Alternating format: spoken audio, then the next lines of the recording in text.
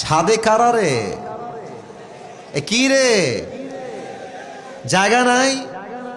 আহা, সাবধান! ঠ্যাঙ্গালা, ঠ্যাঙ্গালা, ঠ্যাং উঠাও।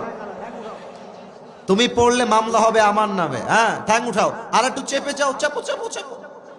সোনামণি চাপো একটু।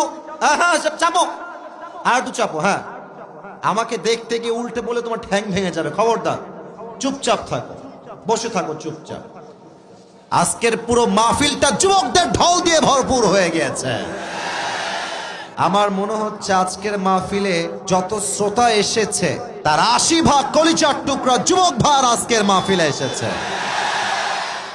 এই যুবকদের দ্বারা ইসলামের আগামীতে রাজ কায়েম হবে। আল্লাহ যুবকদেরকে অমরের মতো কবুল করুক। পড়েন সবাই আমিন। একটু বেশি কমে গেছে, হালকা বাড়ান তাহলে হবে। রাগ করবেন না, যুবকরা আছে তো, আমি চাই না ওদের কথা বুঝতে কোনো সমস্যা হোক আজকে মাহফিলে। কথা ঠিক আছে না যুবক ভাইরা আমার? কবে আবার দেখা হবে এটা তো আল্লাহ মাবুদ ভালো জানে। আজকের মাহফিলটা দোয়া না করে আমরা কেউ বাসায় ফিরে যাব না, ঠিক কিনা বলেন? আচ্ছা, মায়েরা বোনেরা এসেছে? মায়েরা বোনেরা 5টা প্যান্ডেল মা বোনদের জন্য সর্বনাশ করেছে। আমি দোয়া করি আমার কলিজার টুকরা এবার sound perfect. Now it is perfect, keep it continue. যেভাবে আছে এভাবে রাখেন। আমার মা বোনদের জন্য আমি দোয়া করে দেই, আল্লাহ আমার মা বোনদেরকে ফাতেমা রাদিয়াল্লাহু তাআলা আনহার চরিত্রবান হওয়ার তৌফিক দান করুক। পড়েন সবাই আমিন।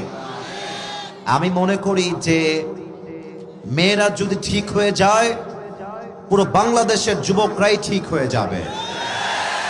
আর মেয়েরা যদি নষ্ট হয়ে যায়, পুরো দেশটাই নষ্ট হয়ে যাবে।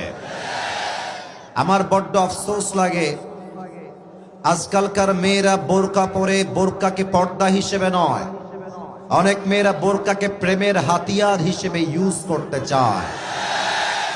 যেভাবে হাতে মোজার পায়ে মোজা পরে, মনে হবে यार ये तो अभी के अभी कन्फर्म जन्नत से भाग के दुनिया में आई है माशाअल्लाह। কিন্তু আমি যখন দেখি যে মেয়েরা বোরকা পরে, হিজাব পরে, নিকাব পরে রাস্তাঘাটে ঘুরে বেড়ায় আর প্রেম করে বেড়ায়, তখন আমি বুঝি এদের উপরে ফিটফাট, ভেতরে পুরোটাই সদরঘাট। আল্লাহ প্রত্যেকটা মা বোনকে প্রকৃত পর্দাশীল হিসেবে কবুল করুক। পড়েন সবাই আমিন।